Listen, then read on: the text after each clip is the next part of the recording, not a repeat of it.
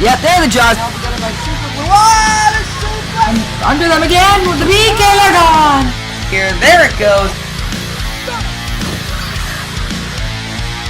Wasn't my idea to go back to the middle. For the next fight, it's already been filmed. How fast? Oh, that's the trigger of the flamethrower. They do get to live. They're dead. Oh, they've been gutted and disemboweled.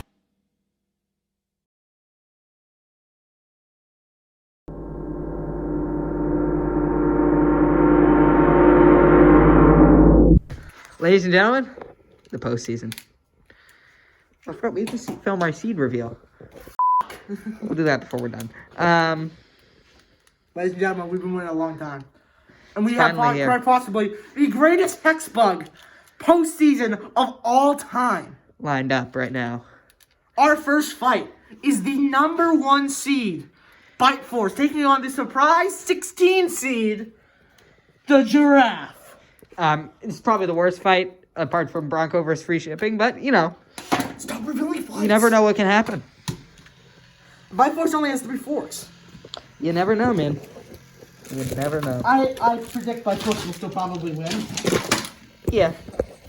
I think that's more than likely, but imagine the craziness of that upset. Feel like Electric Boogaloo winning the Desperado tournament. Nobody expected that to happen. Electric Boogaloo won the Desperado? What? Yeah, that happened. Alright, ready? So Bite Force has gone emo, and the Giraffe has no weapon. That's how we start the playoffs here on Hummelbots, and no surprise, the #1 seed Bite Force is out for blood as they push around the Giraffe. There's not really the Giraffe can do here. Not much they can do. They're kind of overpowered in terms of pushing power, and they have no weapons, so they can't flip Bite Force, and this is really Bite Force's fight to lose, pushing the Giraffe back into their own corner. Hey, they say, you know what, this fight might as well have not even started. You can go right back there. Again, the Giraffe being pushed around. Not much damage being done by Bite Force, though, so that's the thing to keep in mind as we go into the future. The Giraffe trying desperately, but really not able to get any flips in onto Bite Force. They're just going to have to hope for something crazy to happen to take this win. Now into that bottom left corner as the Giraffe has stalled out here. Have they lost battery power? Could this be it? The knockout timer is starting, and it looks like the #1 seed is going to move forward in the tournament. Nice win for Bite Force. We kind of expected that, right? Yeah, we expected it.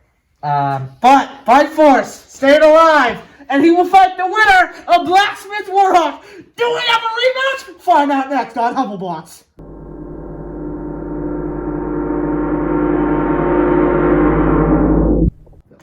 Ladies and gentlemen, welcome to the second fight of Hummelbots Season 3, round of 16. The 8th seed, the Desperado winner Warhawk, trying to continue his winning streak against the surprise knocker out of Steve, Blacksmith, the 9 seed. Absolutely wild that that happened. The winner of this fight obviously goes on to fight our #1 seed in the tournament, Bite Force. Do we have a rematch? Warhawk has taken a lot of abuse this season. Or do we have a rematch? And somehow they've still ended up in this position. Actually, what you see here was caused by Warbird, so they have that was Warbird? Are you sure that wasn't Nuke? I'm sure that's Warbird. Can you turn that off? Actually, it just hurt my finger touching it, so Warhawk is in top form right now. Might as well just put that in place for now. Who cares? Just leave it. You just dropped the thing. Alright, so, a lot of factors in this matchup. We'll see who wins. And the Desperado winner versus the Steve Killer. Warhawk and Blacksmith, the second match of the top 16. As we are more than 10 seconds in, Warhawk getting some nice pops onto Blacksmith. Blacksmith bringing down that hammer, both primary weapons. Pretty effective right now in the early stages of this matchup. A push there by Warhawk onto the side of Blacksmith, taking off a piece. Things going pretty well for the 2020 Desperado champion of Hummelbots. Again, grinding away at Blacksmith. Blacksmith landing some hammer shots, but just not much damage being done there onto Warhawk, if any. So definitely right now, Warhawk with the damage advantage. It really comes down to, can Blacksmith keep that ground game going, and can they keep those forks on? So far, it's going okay for them. They're not quite getting the pins that they would want, because they are really a control bot above everything else. That hammer doesn't really do much damage. It's kind of a token weapon. And although they're landing some nice shots right now, they got to do more. And Warhawk, they're going blow for blow right now. Warhawk getting pushes, Blacksmith getting rams here, just like one right there, as they send Warhawk over into the Wall of Pain. And Warhawk might be stuck on the Wall of Pain here. Will Blacksmith leave them? Could we see a count-out timer coming in soon here? There's a little bit of side-to-side movement there from Warhawk, and they get free. So this match will continue. And Blacksmith not wasting any time, getting back in, trying to pin Warhawk.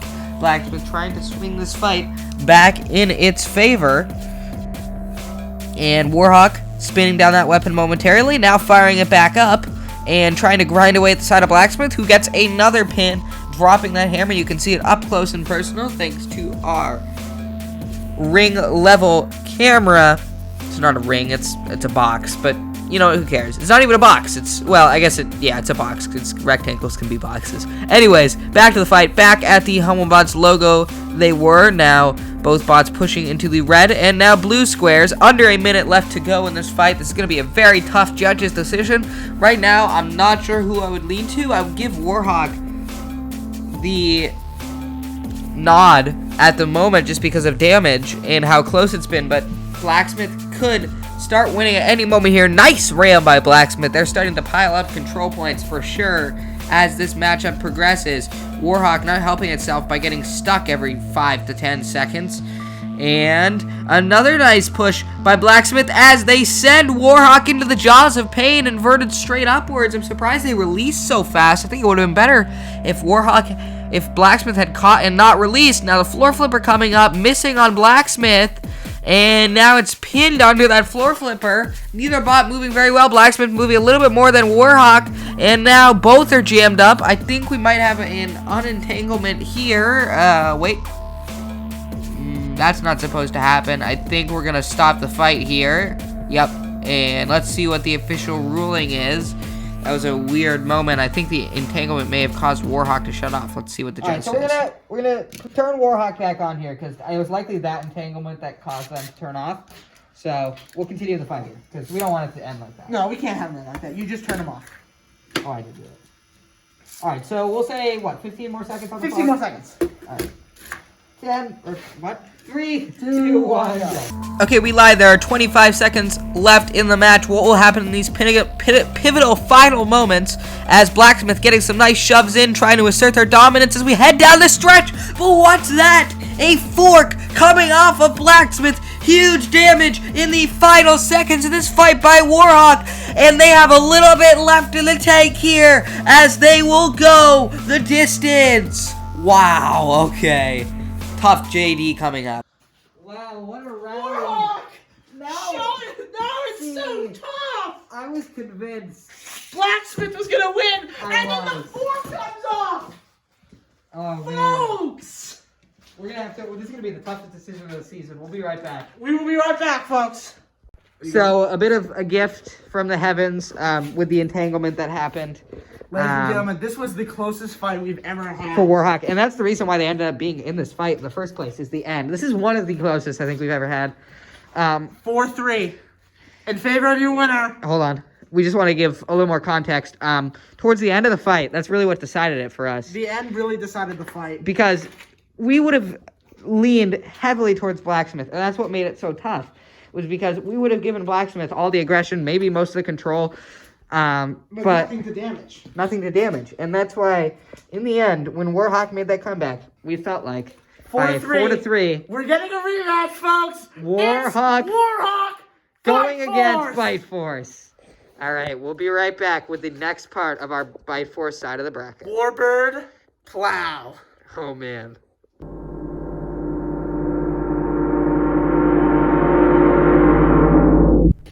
So, Ladies and gentlemen, welcome to our third fight this is one of the most opening interesting. round of the playoffs. So, you would think, going in, it's the 5 seed versus, The 12 seed. you would think it would favor the 5 seed. But the thing is, this is a great matchup for the Plow to drop. Because if they are not a spinner killer, then what else are they, right? I mean, this is what they're made for. And also, if you remember last season, the 5-12 matchup was Tombstone Witch Doctor. A bot that I absolutely love is Tombstone. A bot that I absolutely love, Warbird. A definitive killer for Tombstone, Witch Doctor. A definitive spinner killer, Warbird. Will history repeat itself? We'll have to see, man. And I'm driving Warbird, not Will. And Theo is driving Warbird. And Will has taken to Warbird. I have taken Warbird to the playoffs. Well, no, I'm saying you have become his dad son, basically, yeah. Even though I made it and I love it just as much, but it's fine. I'll give it to Will. I'll let him. You don't love Destruction as much as me. Yeah. So this is. Are you nervous? You're nervous. I'm so nervous. This is gonna be such a good fight. I don't know what Ladies and gentlemen. Spinner hit face. Warbird is going to go straight into the Plow, but that's exactly what the Plow wants. They're going to have to keep that spinner at bay. It's not easy to do with that insane spin-up time on Warbird. And the Plow, very hesitant right now, out of the opening. Warbird ripping into that Plow. I'm sure there's some chunks coming out. It's kind of hard to see in the light, and now the whole thing has come out. Warbird ripping the Plow off, and now the Plow is just a box.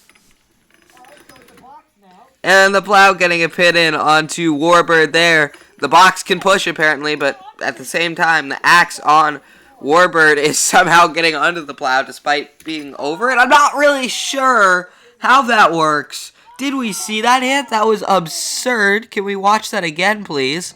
Oh my goodness. What the hell? And Warbird, I'm surprised a tread hasn't come off of the Plow. Frankly, I'm surprised an axle hasn't been bent. If Molten Core can do it, this monstrosity certainly can. And it's great to see Warbird finally getting the reliability we wanted out of it. Full 360 flip from Warbird, and the Plow is launched. And the Plow is really going through some hardships in this fight. First the Plow came off, then that ridiculous hit, and then a full 360 flip from the arena flipper. And Warbird is showing no mercy as it spins up to full speed. And a bit of a weak shot there again. Spinning up though, and I'm sure probably taking tiny little microscopic chunks of plastic out there, or maybe even bigger than that. When we check usually we see a lot of damage. And Phil Swift would be proud of Warbird and a self-destruction by the Plow. And it looks like the countdown timer is on. What a devastating win for Warbird as they move on to the Elite Eight. Warbird moves on to the next round. They will either fight Nuke or Tombstone. I just got lightheaded. I outdrove you there. I did. I know, I just drove like shit. Dude, that was dominant, and this axle is definitely more bent than before. Oh, yeah. Wow, Warbird. Showing to everybody out there. Sending a message to the whole competition. You want to win the giant nut? You want to go through me. Yeah. All right. Next so now fight. we're 2 fights away from the Bite Force Warbird match. That I think we'd all love to see. Anyways, so where'd the Plow go?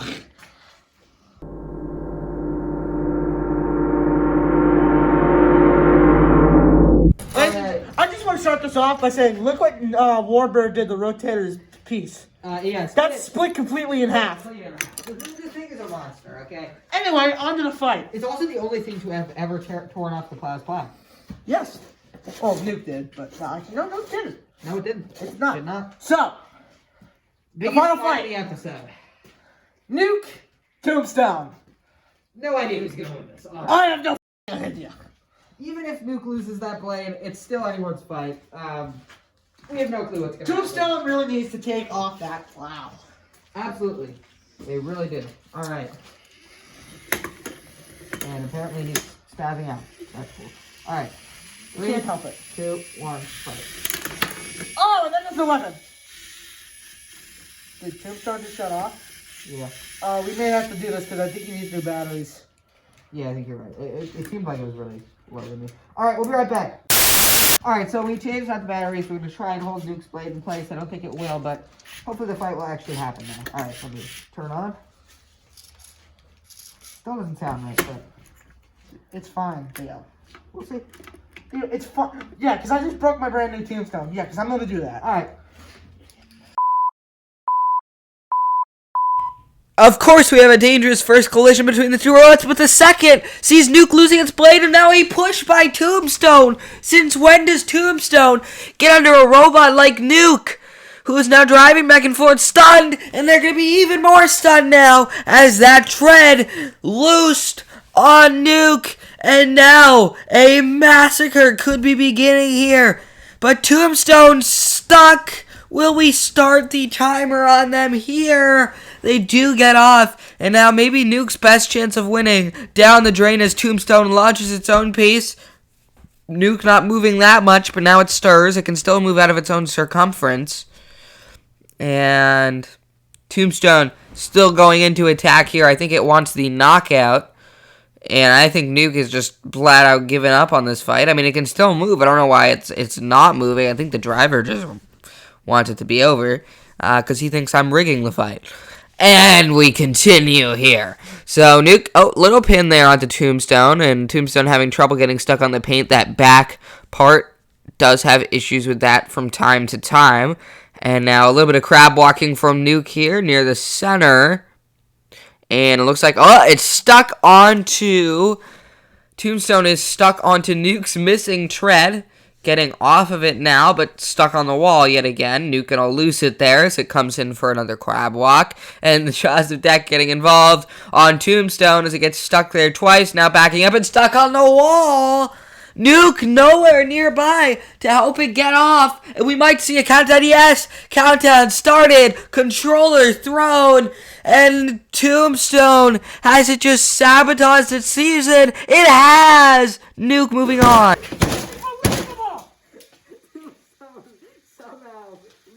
I didn't rig that, I promise. You did, you bitch! Well then. Okay, so that ending clip might have been a little bit confusing. First of all, hi. Sorry that haven't gotten an episode out in a while. A lot of it was like Norwalk Havoc, and then I had some personal things. I was also setting up for a new Hummelbots live stream series, and when this video goes live, I'm guessing our live stream will be coming up in like an hour or so. So if you're watching this on the day that we're doing that live stream, then make sure to tune into it because it's going to be awesome. We're doing backyard battles. Even if you're watching it afterwards, there should be a vid on demand for it. And we're going to do some live stream fights. We're going to do a tournament with some robots that were featured in the main season live. We'll see how that goes, but we're doing it. And make sure to tune into that. And then, we cut the fight short there. I cut it because I was asked to cut out a couple of moments there. Somebody was a little pissed, so I cut out some stuff. What you need to know is it was a knockout. We went back and deliberated a lot because Will thought it was rigged. He thought that I rigged it. I didn't. So we were like, okay, do you want to do a tie? Do you want to redo it? Do you want to give Tombstone the win? In the end, we both decided that it was not rigged and that Nuke would move on in the tournament. So that's the final thing there. Hopefully, some point soon. I'm trying to finish up the season before June because that's when we started it was July when we started the season last year. My goal is to keep it under a year since it came out because it's kind of embarrassing. We have the rest of the season filmed, so you don't have to worry about that. I just have to pull the fights off of my iCloud and then upload them. We should be good. This was probably one of the shorter Hummelbots episodes since the beginning of Season 2. Because we're only doing 4 fights. So next time, it is the Broncos side of the bracket. I'm going to try and get that video out before the end of April. Might do it on my April vacation. The Broncos side of the bracket is happening. That features bots like Bronco, Sub-Zero, Cottonmouth, all those fun guys, all the ones that you haven't seen yet. Should be interesting. It's less of like the spinner side and more the pusher side. You got like Duck and Limpet. So yeah, that should be a very fun side. Again, tune into Backyard Battles if you can. And thank you for watching this video. Goodbye. See you next week. Or whenever.